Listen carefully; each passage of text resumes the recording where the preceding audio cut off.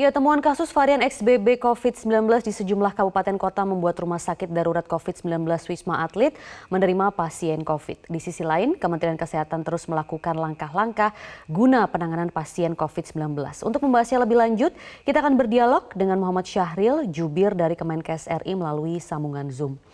Selamat siang Pak Syahril, terima kasih sudah bersedia bergabung di Metro Siang. Pertama-tama kita ingin tahu, selain di Jawa Barat, di provinsi mana lagi kiranya temuan kasus varian XBB COVID-19 ini melonjak? Oh ya, terima kasih Mbak ya. Memang sampai hari ini itu varian itu ada dua yang varian baru ya, XBB dan BQ1 ya. Nah itu sudah ada sejak pertengahan Oktober yang lalu sebetulnya kita sudah ada.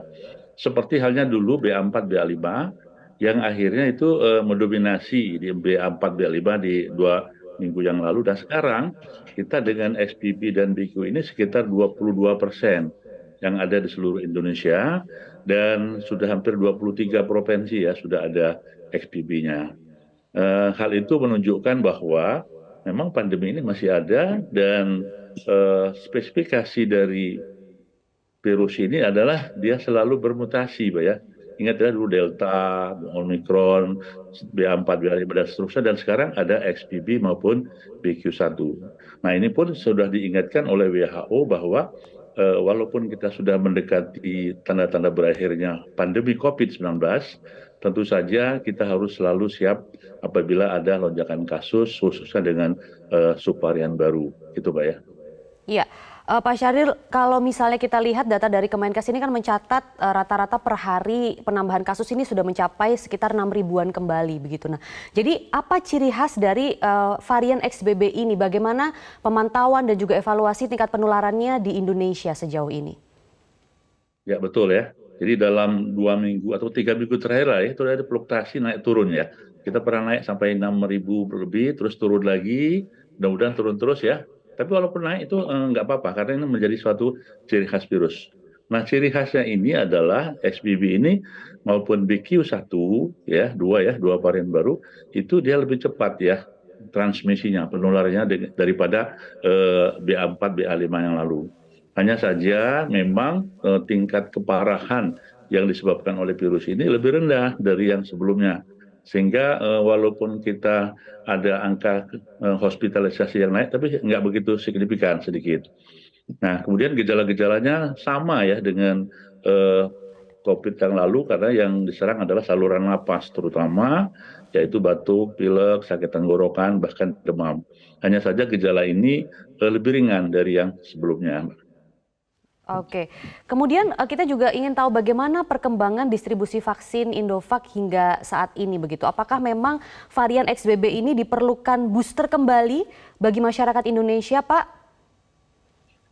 Ya, jadi vaksinasi adalah salah satu rekomendasi WHO juga. Ya, rekomendasi ketiga bahwasanya seluruh negara harus melakukan vaksinasi dengan capaian di atas 70%. Nah, untuk vaksinnya yang saat ini beredar di seluruh dunia masih dikatakan oleh WHO bahwasanya vaksin ini masih efektif ya, masih efektif terhadap semua jenis varian.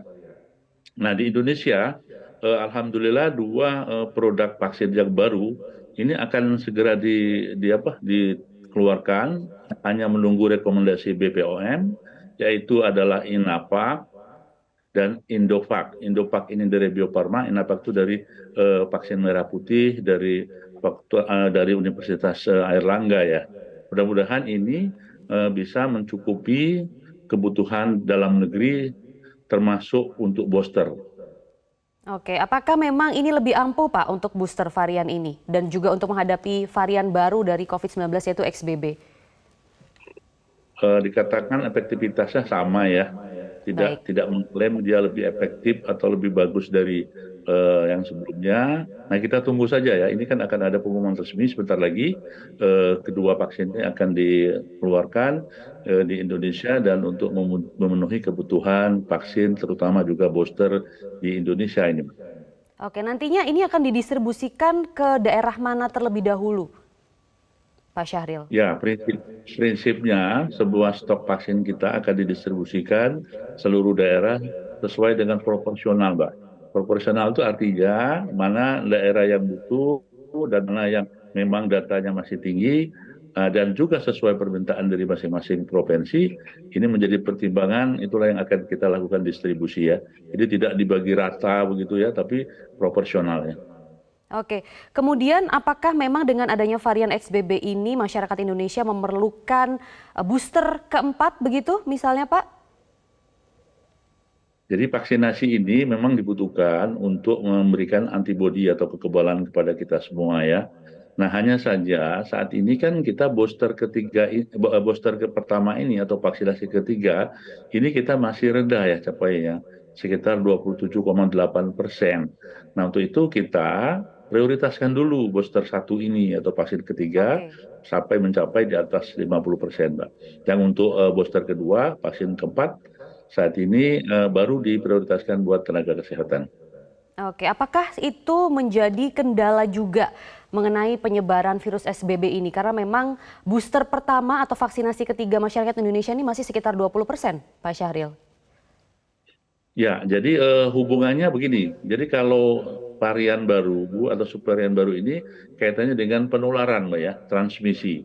Sedangkan booster atau vaksinasi ini adalah untuk ketahanan. Jadi orang yang kena, jadi semua orang bisa kena loh dengan varian baru gitu ya. Tapi Oke, ketahanan tubuhnya itu jauh lebih bagus gitu loh. Nah, sehingga harapannya kalau masyarakat di booster, walaupun dia kena, tidak akan lebih berat ya sakitnya. Yang kedua juga mudah-mudahan tidak sampai menimbulkan kematian. Hanya saja baik. begini, Mbak, walaupun dia tidak berat ya, tapi kalau ini mengenai orang dengan risiko tinggi, contohnya lansia, komorbid yang banyak, ini Hmm. bisa bahaya juga karena mereka akan menanggung beban ini lebih berat daripada orang-orang yang tidak punya Betul, komorbid betul. Dan atau juga bukan kita risiko juga harus tinggi. menjaga bed okupansi rumah sakit ya Pak ya, supaya tidak kelimpungan begitu tenaga kesehatan kita seperti yang sebelumnya. Semoga saja Betul, betul. itu bisa didengar begitu ya oleh masyarakat dan banyak masyarakat yang akhirnya berinisiatif untuk kembali melakukan booster atau vaksinasi ketiga. Terima kasih Pak Muhammad Syahril, Jubir Kemenkes sudah memberikan informasi di Metro Siang kali ini.